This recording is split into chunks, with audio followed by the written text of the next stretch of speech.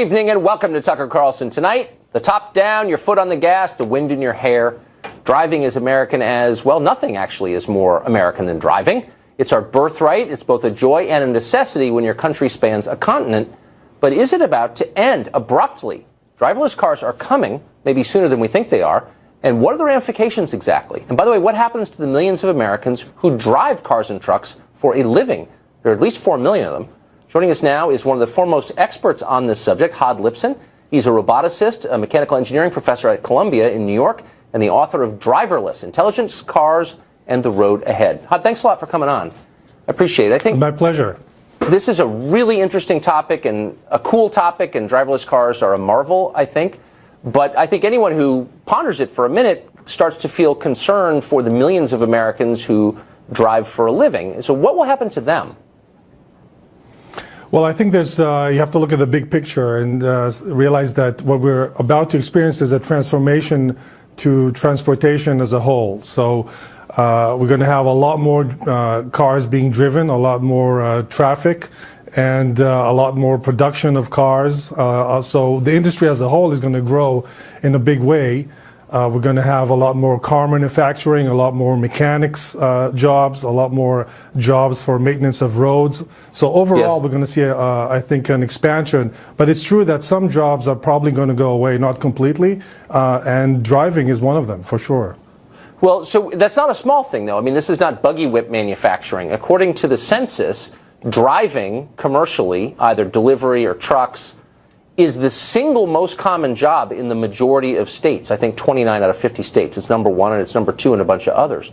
So this is a huge disruption of a massive part of the labor force. And I know you've thought a lot about the technology behind this. Who's thinking about what happens to those people? What exactly are they going to do you think? Well, you know, I agree with you. And part of the reason we wrote this book was to sort of get people to start thinking about driverless cars in a big way, to understand the ripple effect of this technology. It's not just technology itself. It's not just about to replace, cab drivers. It's really it has a ripple effect on the economy from lots of jobs, but also growth in many sectors of the job. So I think what's going to happen is that many of these drivers will have to start looking for other jobs. But unlike other transformations that involve the growth in, let's say, software industry at the expense of other industries, what we're going to see here is expansion of the entire industry. We're going to see a lot of more jobs in factories, in manufacturing cars, in taking care of roads and so forth. So I think overall it's going to be a net benefit, but there's going to be some adjustments to be made.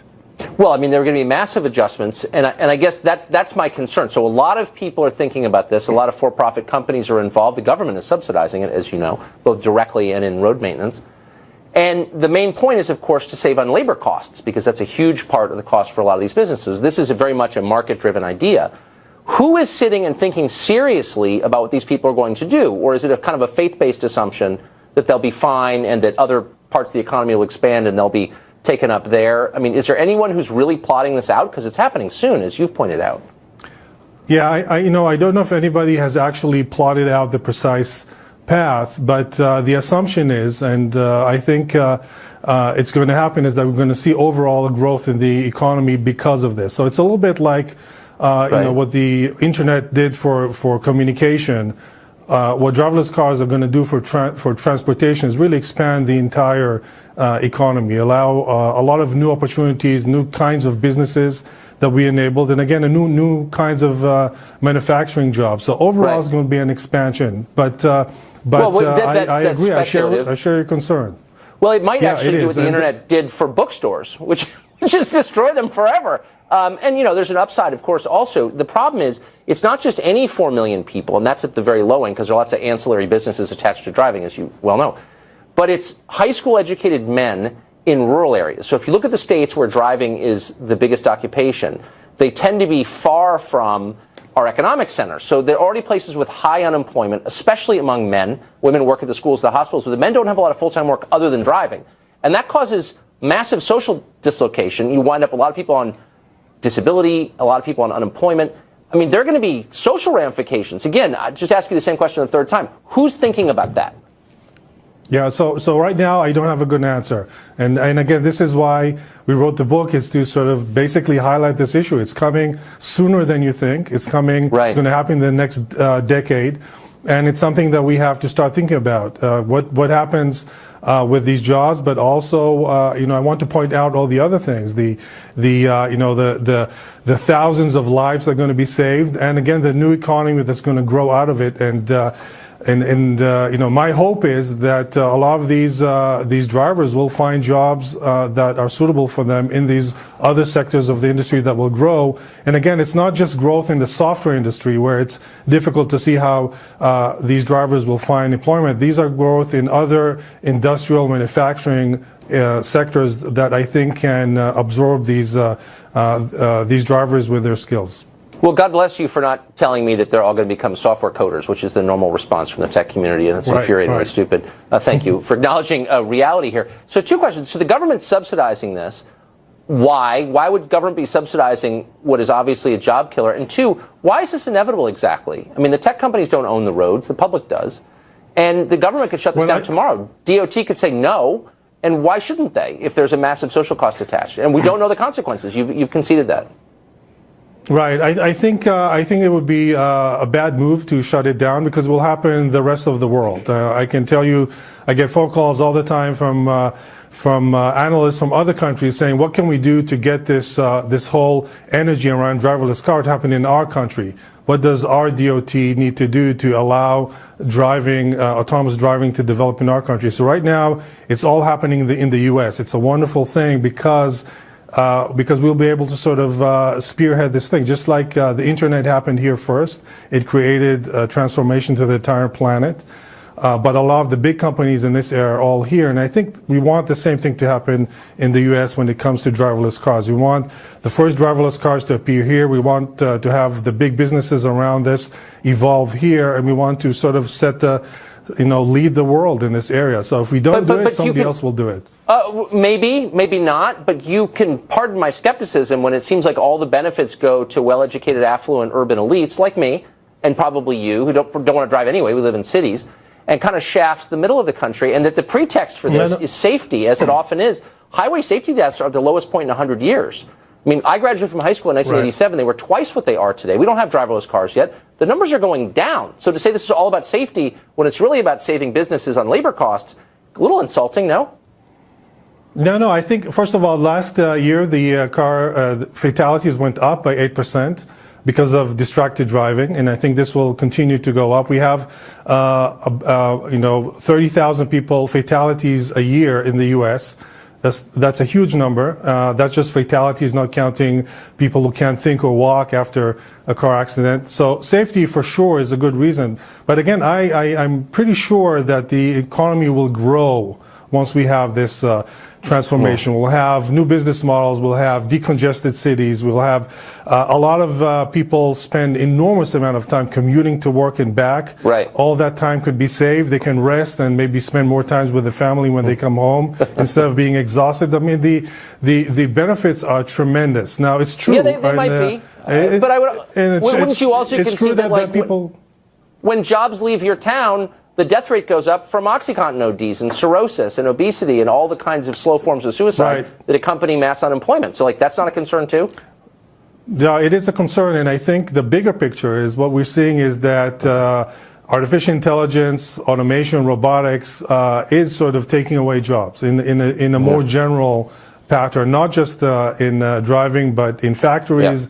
And we'll see that happening more and more. So the bigger question is, what do we do balancing automation, artificial intelligence, which increase productivity per se? How do we balance that with job loss? And that's a very important question. And that's a question that we need to look at from a sort of economics point of view. You think? Because nobody, I can tell you this, that nobody in my world cares at all. And God bless you for at least raising the question, because nobody in rich person world has given it a single thought, and they really ought to. This is a very important question. Yeah, and I'm glad we're talking about it. Amen. We're out of time, unfortunately. Thanks a lot for coming on. Appreciate it. Thank you. Well, down in Mar-a-Lago, President-elect Trump has put together his communications team, but that's not the only news coming out of the transition today. A lot has happened, and of course, Peter Doocy has every last detail. He's in Palm Beach. Hey, Peter. Hey, Tucker, and the president-elect from Mar-a-Lago is already following up with one of the CEOs that he met with yesterday, using social media to tell Lockheed Martin, who he has famously complained about as constantly going over budget with government contracts, that he is ready to move on. He tweeted this earlier today. Based on the tremendous cost and cost overruns of the Lockheed Martin F-35, I have asked Boeing to price out a comparable F-18 Super Hornet. Now, remember yesterday, the Boeing CEO was there at Mar-a-Lago too. He spoke to reporters, said that Air Force One is going to cost less than Mr. Trump thought, and that was seen as a good thing.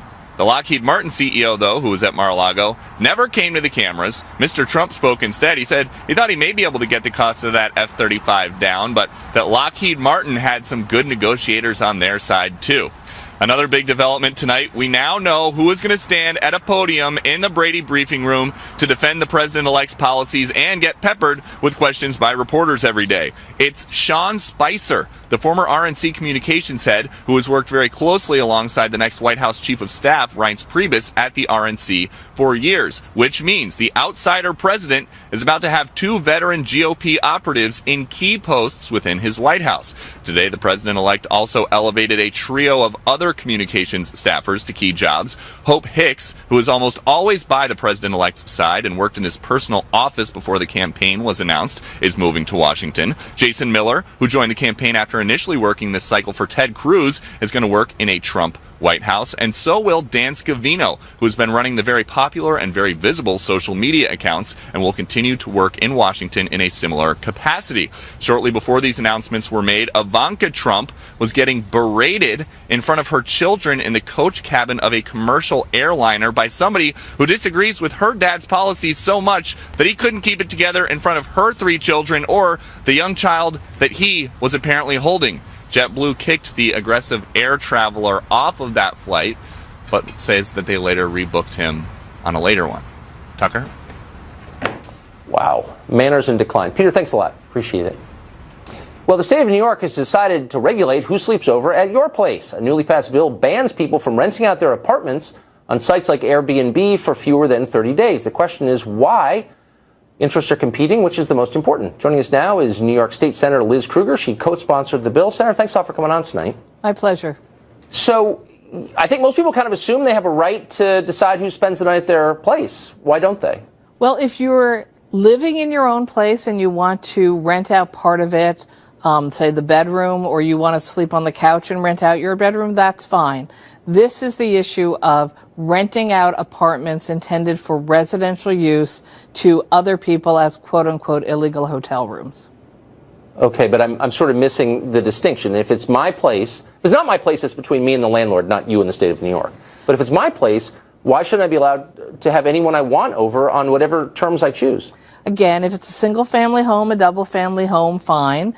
But if it's an apartment, it's not your place. It's the landlord who owns the place, and your neighbors have rights also. So you're not allowed to have people come and move in without your being there for less than 30 days. That's the law. That's actually been the law since 2011. Right. No, I know it's, but sometimes it's worth reassessing why we have these laws. You know, go up the mental attic, see what's up there. You know, is it still worth having? So my sense is that the complaints are not coming from neighbors so much.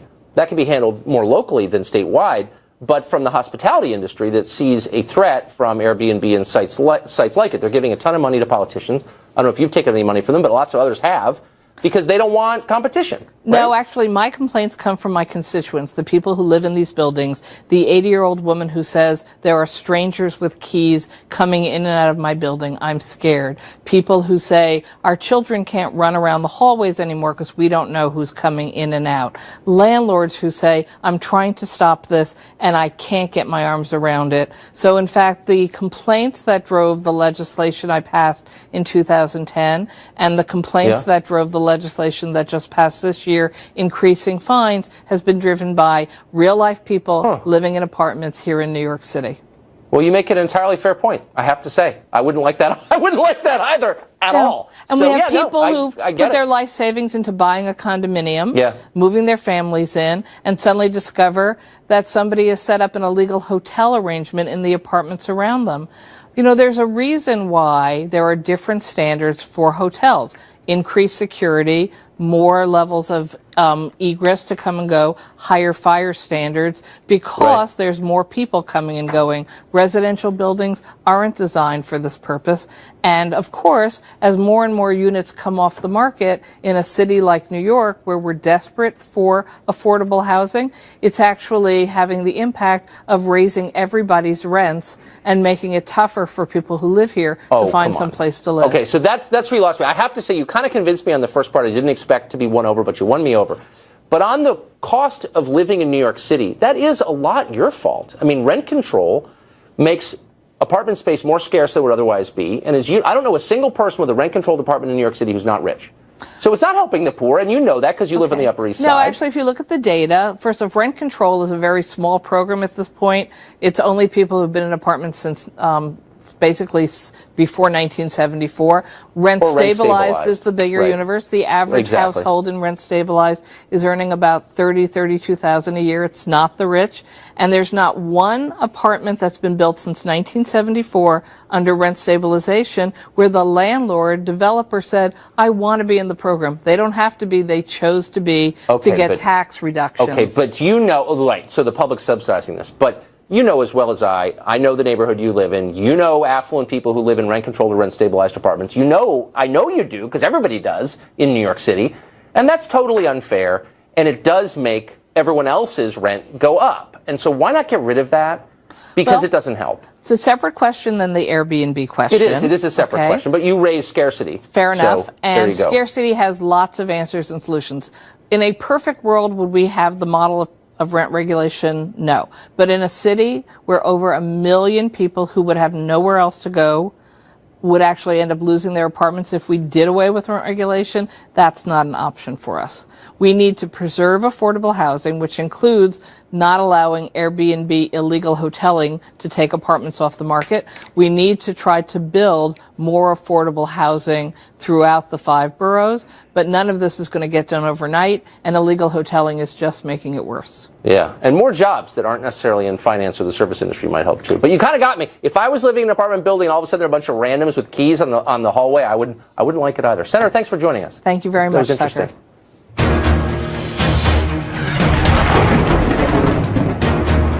Now it's time for Twitter Storm, the nightly forecast of social media's most intense weather patterns. It was a stormy day on Twitter today. Ivanka Trump got it off to a rough start. She showed up at JFK today, the airport, and got on to a JetBlue flight flying in coach. Twitter user Matt Lasner wrote this: Ivanka and Jared flying commercial. My husband chased them down to harass them, this man wrote. Well, his husband went on to do just that. TMZ reported that he verbally berated the future first daughter in front of her kids on board the flight, in front of a whole bunch of people. So Twitter had mixed reactions, according to political party, not surprisingly. Joe Matar, like to who he is, tweeted this: I support the verbal harassment of Donald Trump, Ivanka Trump, and everyone else related to the Trump family or administration. I bet you $1,000 Joe Matar describes himself as a tolerant, open-minded person, but he reveals otherwise on Twitter. Adam Neal wrote this: Ivanka Trump flies JetBlue, ? A question that many had today. Yes, apparently she does. The recovering liberal tweeted this: liberals who are class warriors are triggered because someone like Ivanka Trump travels on a commercial airline. Let that sink in. Whoa. Like a Zen koan, meditate on that. Jeff B. wrote this: love Trump's hate. They go low, we go higher. Remember that? Ryden Daniel tweeted, I'm a liberal, and what happened to Ivanka Trump is disgusting. She is not her father. Don't harass random people. Yeah, get that tattooed on your arm, Joe Matar. Mesmer wrote this: Ivanka Trump, please put Matt Lasner and his lunatic husband on the no-fly list. They don't know how to behave in public. Tom Shattuck wrote, Matt Lasner proud of himself for accosting a mom with her kids. Fascist left exposing itself. And finally, Bill wrote, as Matt Lasner, I thought the GOP was waging a war on women, but I guess it's the intolerant liberals like you. Ha ha ha. By the way, TMZ reports that Ivanka landed in San Francisco, switched over to a private plane.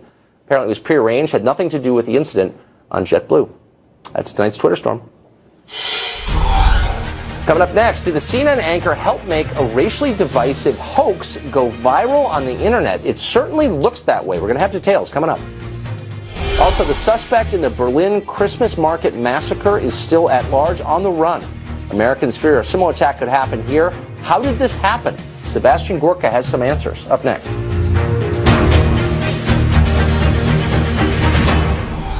Well, a video went viral yesterday of two men being kicked off a Delta flight, allegedly for speaking in Arabic. That was their claim. There's some problems with the story, though. First up, one of the men is a YouTube prankster known for these types of pranks designed to show how racist Americans are. Another problem, Delta and other passengers on the plane dispute the story vehemently. As we noted, that video went everywhere on the internet yesterday and was swallowed whole by virtually everyone in the press because it confirmed their suspicions that America, outside of Washington, New York, and LA, is racist and retrograde, but partly because CNN media critic Brian Stelter retweeted it without checking to see if it was true. Joining us now is Joe Concha. He's a media reporter at The Hill newspaper, and he's been following this since the beginning. So, Joe, I was a little confused by this because I'm familiar with who Brian Stelter is. I've known him since he was in college, actually. And he's the guy always jumping up and down about how other news organizations are irresponsible, and before you tweet something out, you ought to check and double check. That's journalism, double checking to make certain it's true. He seems like he had a hand in disseminating a hoax. I'll have to correct you there, Tucker. Actually, the quote is on one of his shows a couple of weeks ago, "We need a new rule for the web. Triple check before you share."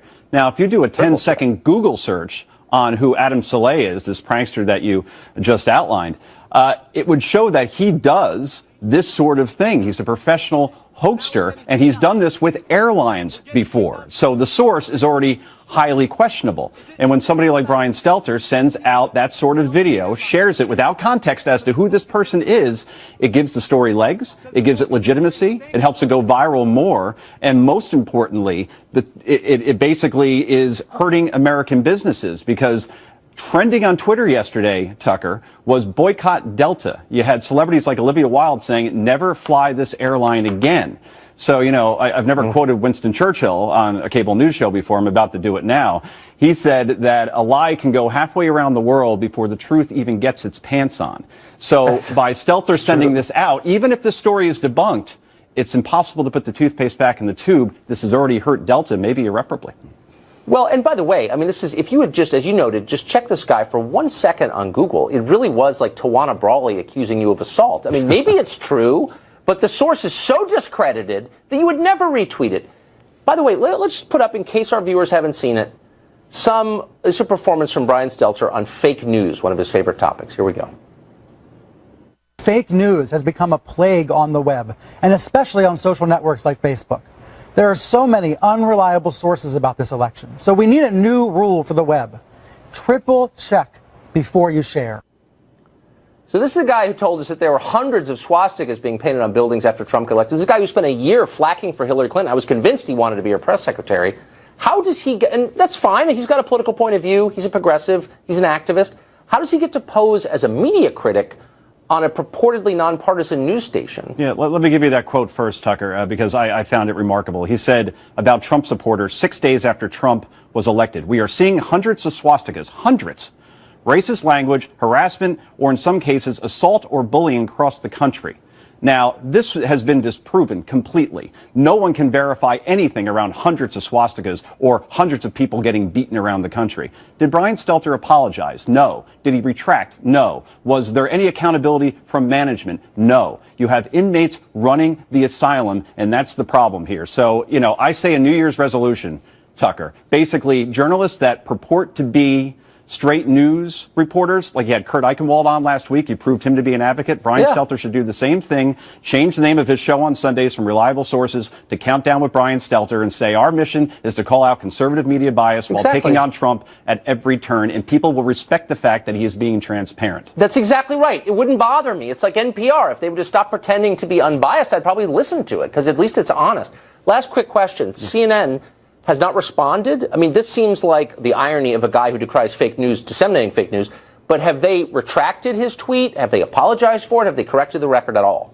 You can go on Twitter right now to Brian Stelter's account, and you will see that tweet is still up, doing damage. People are still retweeting it out, and Stelter is standing by it, saying that he was only trying to point out the virality, how viral it was going. But again, he didn't provide any context around that tweet, and that does damage to Delta Airlines, and that's why fake news in this context is dangerous. It hurts American business, Tucker. That's a good point. Thanks a lot, Joe. I appreciate it. Joining us now, the singers and the songwriters you just saw, the ones who wrote that updated version, Lydia Liza and Josiah Lemansky. Lydia, Josiah, thanks a lot for joining us. Tucker. Hey, Yeah, thank you for having great us. voices, and I listened to your song about 5 times. You're obviously really talented. What was wrong with the original version? Why not just sing that? It seems a little better to me. Why didn't you? Yeah, the original version, we don't, I mean, it's fine. We do like the original version as well. The thing is just that listening to it in our generation's context is definitely different from the 1940s context. Yeah. It sounds different to different ears.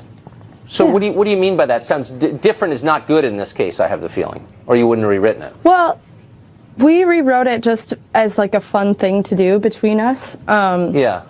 We weren't necessarily offended by the first version. We just were listening through it and we were like, that doesn't sound so great when you take all the music away and the history of it.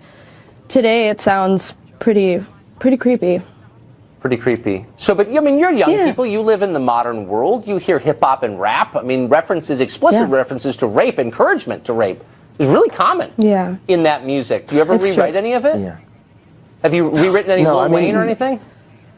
No, No. and we're completely aware of that too. Yeah. But again, it wasn't necessarily like an attack on anything. Yeah. It was Right. more just fun, and it seemed contextual because it's Christmas time and the song was on the radio a lot. And we don't agree with those types of lyrics at all in other Right. songs like that. We don't condemn that at all. But I guess we weren't really out to change the whole world on this. We were- Yeah, or get rid of the original at all. We just Right. wanted to update it to new ears. We did it on purpose. I mean, we were trying to be like militant and funny about it. It was, especially the part where he says you reserve the right to say no twice. Yeah, We realized no one's going to say that in a regular conversation, and we know that. It is- But what do I know? I'm 47. that would be weird. Yeah, but does it seem Yeah. like we're in the middle? I mean, it's always important, I think, to remember that we're in an era, no matter where we're living or when, we're in a moment, and that maybe our current Yeah. moment is a moral panic of a sort, where people are very easily offended, and a Twitter, and there's a lot of pearl clutching going on about this or that offensive statement. Yeah. Do you feel that? Would you notice that? Yeah, I totally agree with you on that. In the PC cops kind of stuff, like that really is going on right now, and people are offended because we're trying to have so many conversations at once with like the Right. oversaturation of media and stuff. So it's hard to focus on one thing at a time, and so everybody Right. gets upset about a lot of things at once because there's a ton to be upset yeah, about. a lot of information. Yeah. So what do you think? I mean, all kinds of traditional children's songs, if you look at them through the lens that a lot of people are looking at this song through, it's easy to get offended. I mean, Yankee Doodle Dandy has a line in there about "with the girls be handy." Is that adding to rape culture, do you think? Or Mary Had a Little Lamb, is that insensitive, do you think, to the animal rights people? Does it feel that way? I wouldn't necessarily say that that's offensive or that's promoting rape, but I think it can't hurt to just update it.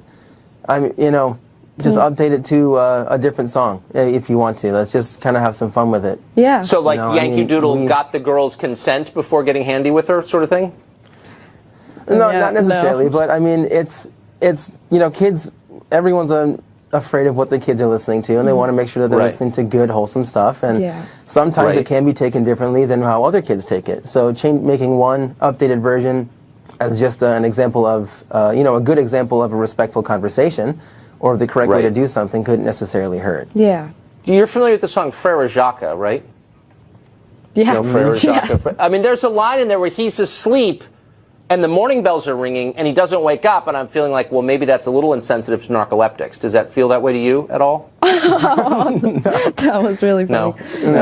No. Okay, good. Just a test. I just want to see you. We're on the same page. I love it. It's great to see you. And as much as I'm making Yeah. fun of this, because I think it needs to be made fun of, you're obviously really talented, and I appreciate your coming on. Thank you so much, Tucker. Thanks, We really Tucker. appreciate Thanks.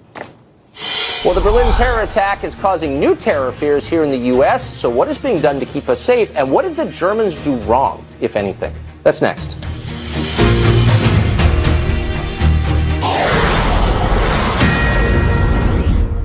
Fox News alert, a massive international manhunt still underway at this hour for the suspect who plowed a truck into a Berlin Christmas market, murdering 12 people and injuring dozens more, including 2 Americans. The suspect is a 24-year-old Tunisian who was known to U.S. intelligence agencies, reportedly was on the American no-fly list. The rampage is Germany's worst terror attack in decades and has reignited fears that similar attacks could happen throughout Europe and here in the United States. Here now is terror expert and author of Defeating Jihad, Sebastian Gorka. Dr. Gorka, thanks a lot for joining us. Absolutely, Tucker. So how did this happen? What's the macro answer to that? How did it happen? It's not the police. Right. It's the politicians. The security services knew this guy was a bad guy. That's why he's on our list to no fly. Yes.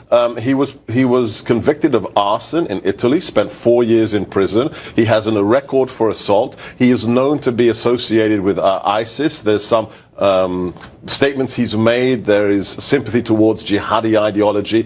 And this guy was meant to be deported from Germany. But the Tunisians, where he came from, said, no, we don't want him. You can keep him. So the political decision was he is to be released. Well, this happens in the United States all the time, where we attempt to deport someone and the country of origin says, no thanks, we're not interested either, and the person remains here.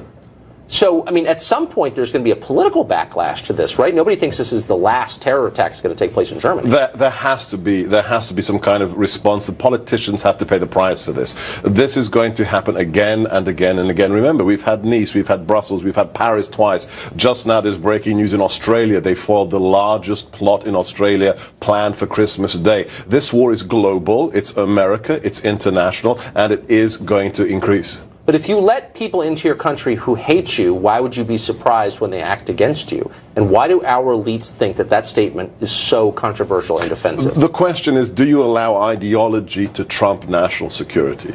And that's what these politicians have said, right? Multiculturalism is more important than being safe when you go to the Christmas market in Berlin. That's really what they're saying. And there's no evidence the public agrees in any country. No, I mean, look, Brexit, in my opinion, is a response to this. The Trump train is a response to this. We reject multiculturalism and moral relativism. We want to have sovereignty. We want to have borders. The wall is an expression of common sense national security measures. That's right. So just to be clear, there's a distinction between multiculturalism, which is unsustainable, lots of cultures at war with each other, and a multi-ethnic society, which is entirely absolutely great, American. Right, exactly. Correct. But the idea that we have to sit and allow people to come in who hate our culture and we're not allowed to say anything about it, is that a new idea? Tolerance of intolerance is suicide for a nation, right? Yes. Either a nation, the word nation means something and has content, or it doesn't.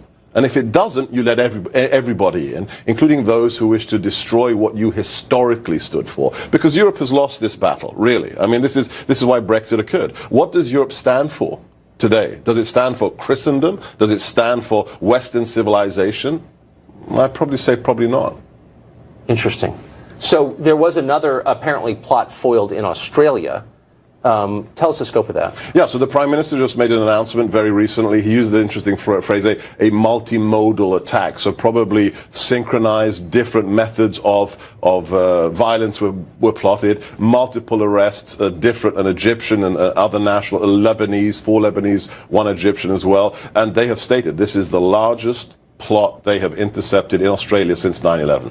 And it was plotted for Christmas Day. For Christmas Day, Tucker. Are authorities here concerned? Absolutely. They have to be. Why? Look at in the UK, in Europe, we now have armed police with automatic weapons protecting creches, nativity scenes. What does that tell you?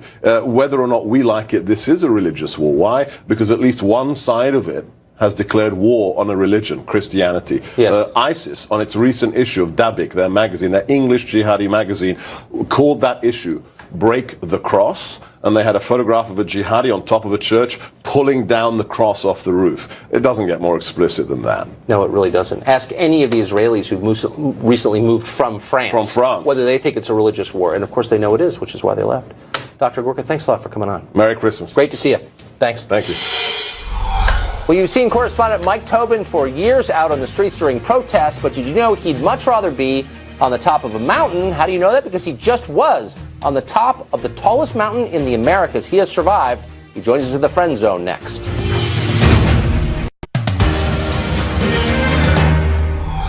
Time now for the Friend Zone, where we invite our friends within the building here at Fox onto the show. Tonight we're joined by Mike Tobin, someone you have watched for years on television.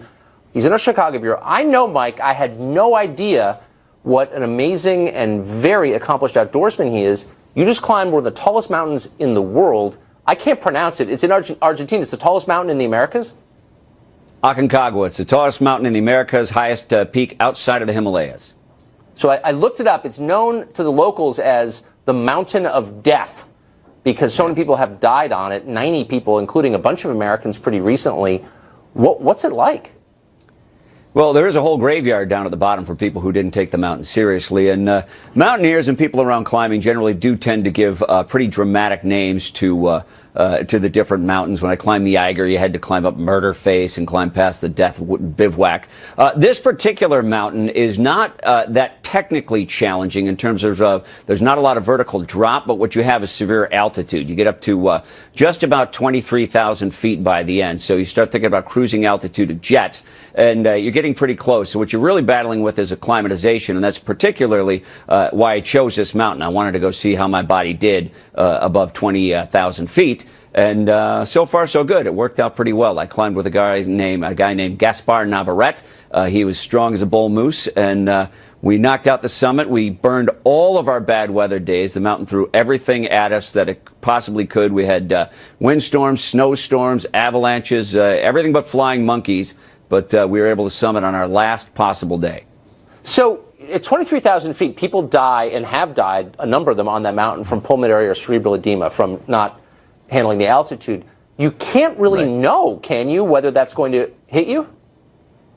Well, you can try to do things smart by going gradually into the altitude. And also what I did ahead of time, I've got this weirdo Michael Jackson-ish tent that was delivered to my house, and we started reducing the oxygen in my bed about the month before I went to climb and got up to about 12,000 feet, and then we went up to base camp at 14,000 feet. I really didn't have many problems with the altitude, and part of the effect of the bad weather is we got pinned down in certain camps, and that slowed down our progress and more gradually introduced me to the altitude on this climb.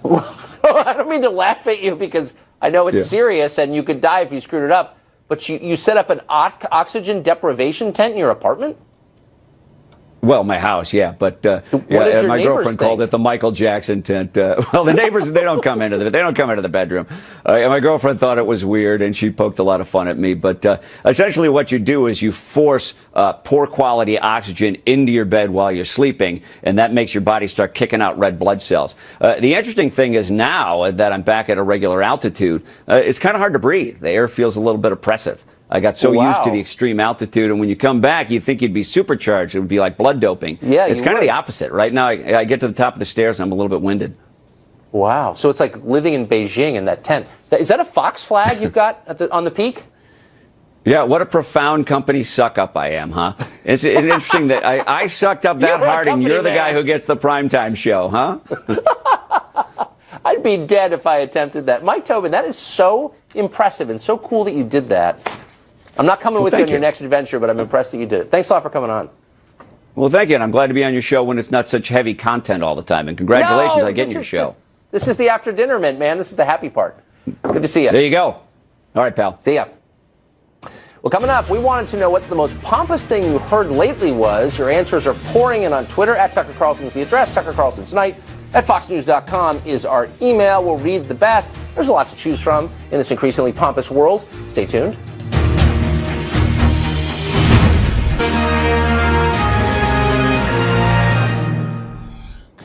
And now, today in Pomposity, we ask, what is the most pompous, meaning lack of self-awareness, puffed up, silly thing you've heard today? There's a lot to choose from. We got this tweet. What will the White House Correspondents' Dinner look like under President Trump? Reporters are beginning to worry. That's a tweet from the Poynter Institute. Reporters are actually worrying about the White House Correspondents' Dinner, if you can imagine. Alan Wilder wrote this. Let me check with CNN, and I'll get back to you. Maybe the Brian Stelter program. Kyle Borgman wrote, ex-girlfriend once said that pumpkin spiced lattes are a symbol of white privileged. Ooh, so we need to find a new girlfriend, perhaps. Gret Stan wrote, anything that came out of Keith Olbermann's Twitter mouth, hands down. That is true. He's the king of that.